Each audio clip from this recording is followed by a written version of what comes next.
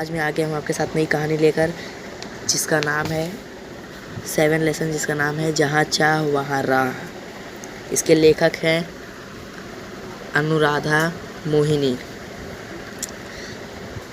उनका जन्म 21 सितंबर 1961 में हुआ था, नागपुर, महाराष्ट्र। परिचय देखते हैं। अनुवाद के क्षेत्र में अनुराधा मोहिनी जी ने अमूल्य योगदान दिया है तथा अपने विविध परिभाषक कोशों की निमित्रित में सहभाग वैचारिक एवं ललित पुस्तकों का संपादन किया है। प्रस्तुत कहानी में लेखिका ने संकल्पित और उसके समुचित क्रियान्वयन से असंभव काम को संभव करने की प्रेरणा दी है। तो दोस्तों, बिना किसी देरी के साथ हम लोग ये कहानी स्टार्ट करते हैं। यसंबा गांव की पाठशाला की घंटी बजी। एक यसंबा नाम का गांव था, उस गांव में पाठशाला थी। उस पाठशाला की बेल बजी। घंटी मतलब बेल। धुआंधार बरसात हो रही थी। बहुत तेजी से बारिश हो रही थी।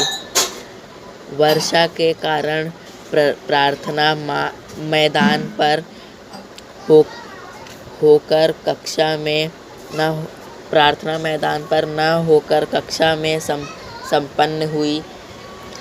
स्कूल में जो मतलब बाहर मैदान था, उसमें जो प्रेयर होता था, जो प्रार्थना होती थी। स्कूल चालू होने से प्रेयर होता है, आप लोग भी जानते होंगे। स्कूल में अगर जाते होंगे तो प्रेयर होता है पहले स्कूल शुरू होने से। तो वही वहाँ भी होता था, लेकिन बारिश की वजह से वो बाहर मैदान में नहीं किया गया और ना करके स्कूल में किया गया। उपस्थिति लेते हुए गुरुजी ने देखा कि आज कक्षा में बहुत कम विद्यार्थी आए हैं। उपस्थिति लेते हुए मतलब दोस्तों अटेंडेंसी लेते हुए, जैसे अटेंडेंस होता है वैसे ही अटेंडेंस ले रहे थे। तभी देखा उन्होंने कि बहुत कम बच्चे आए हैं।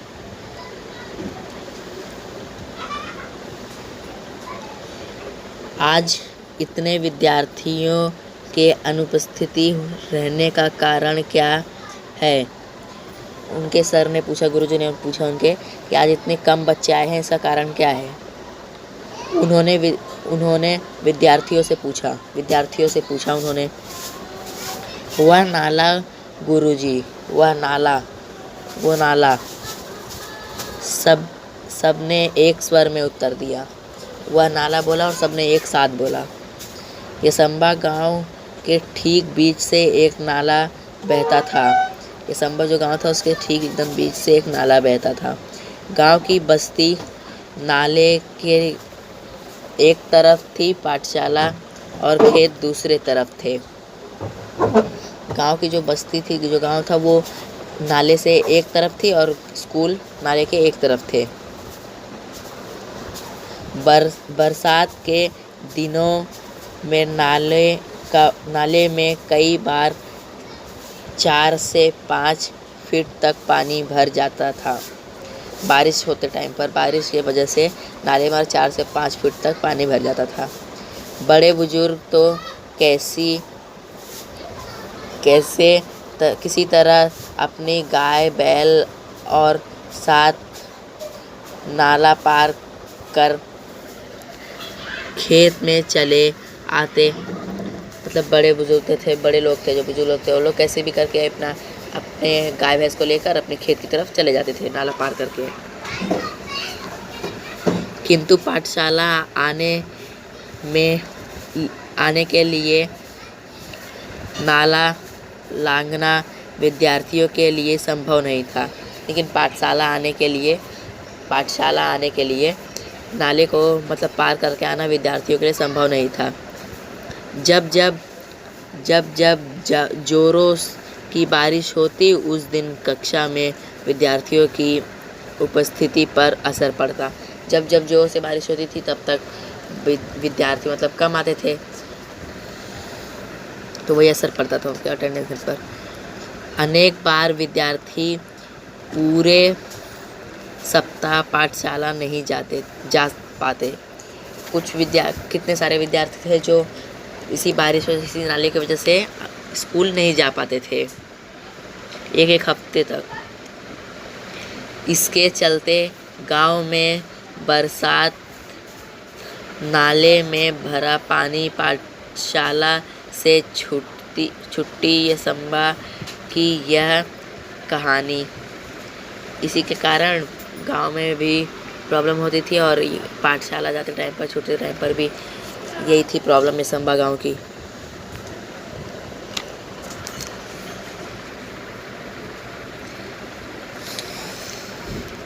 यह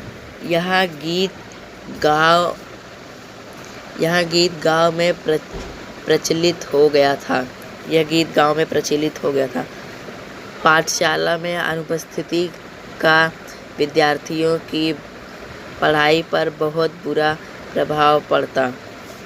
पाठशाला में जो बच्चे नहीं जाते थे उनकी अब्सेंट लगती थी, उनकी अटेंडेंस भी लगती थी, उनकी पढ़ाई पर भी बहुत असर पड़ता था। अच्छी श्रेणी लाने वाले विद्यार्थियों भी वार्षिक परीक्षा में पीछे रह जाते। अच्छी श्रेणी लाने वाले मतलब अच्छे मार्क लाने वाले बच्चे भी वो वार्षिक परीक्षा मतलब जो यूनिट होते हैं उसमें भी पीछे रह जाते। सब परेशान थे पर क्या करते। सब लोग परेशान थे मगर कर भी क्या सकते थे। मार्ग असंभव था मतलब रास्ता मिलना उन लोग को असंभव था। असंभव में मूल शब्द संभव होता है।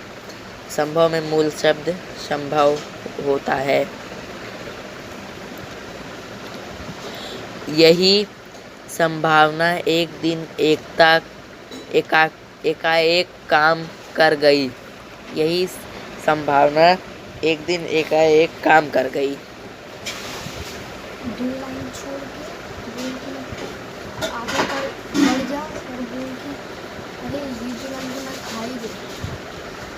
हुआ यह कि उस दिन भारी वर्षा के कारण यसंबा के अधिकांश विद्यार्थी पाठशाला नहीं जा पाए थे।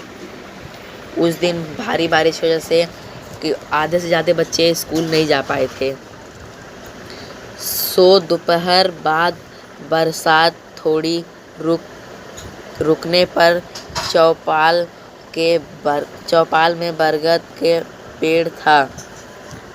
नीचे चबूतरे पर बैठे वे आपस में बातचीत कर रहे थे। बारिश रुकी जब तो वहाँ पे एक चौपाल था जिसमें बरगद का पेड़ था। मतलब चौपाल मतलब जैसे पेड़ के आजू बाजू देखे होंगे आप लोग कि ईंटों से लगा रहता है, उसके ऊपर बैठते हैं लोग। पेड़ के आजू बाजू बना रहता है, जैसे इधर देख सकते हैं।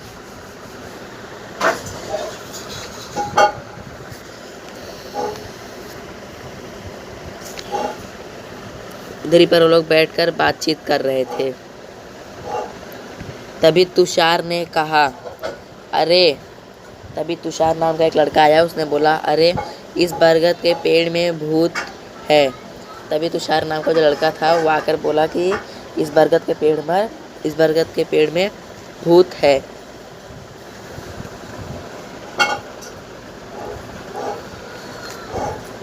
यहाँ क्यों बैठे हो? भूत सब कोरी कल्पना और बकवास है। भूत सब कल्पना है, खाली जो सोची जाती है, और बकवास है ये सब। क्या हम में से किसी ने भूत देखा है? क्या हम में से किसी ने भूत देखा है? हम में से किसी ने भी भूत देखा है? बोलता है सब केवल मनगढ़ंत बातें हैं। सब केवल मनगढ़ंत बातें हैं, मतलब अपने मन से बनाई हुई बातें हैं सब। जूही ने कहकर बातचीत आगे बढ़ाई। जूही जो थी, एक नाम जूही नाम की लड़की थी, उसने ये कहकर अपनी बातचीत को आगे बढ़ाया।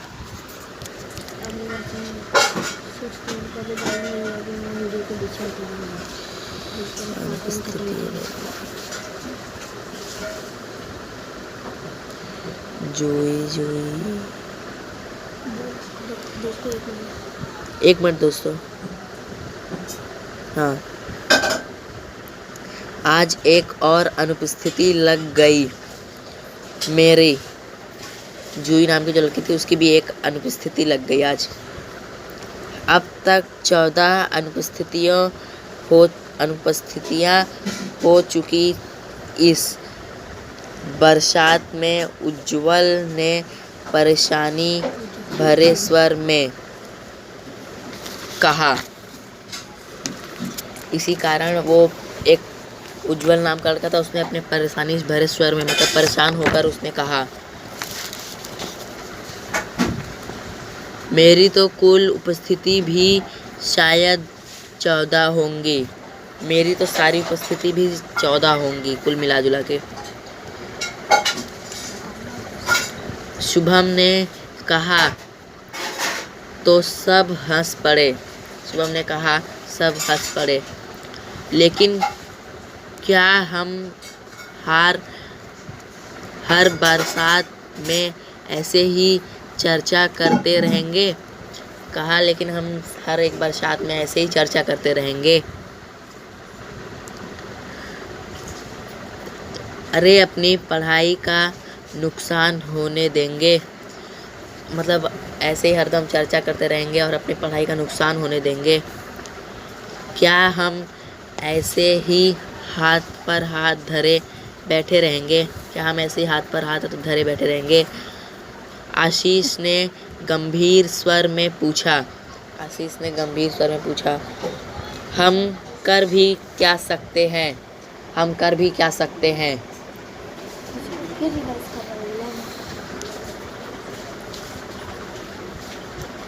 हम तो बच्चे हैं। हम कर भी क्या सकते हैं? हम तो बच्चे हैं। तुषार ने कहा। सच कहा तुषार तूने। हम बच्चे कर भी क्या सकते हैं? हम बच्चे कर भी क्या सकते हैं?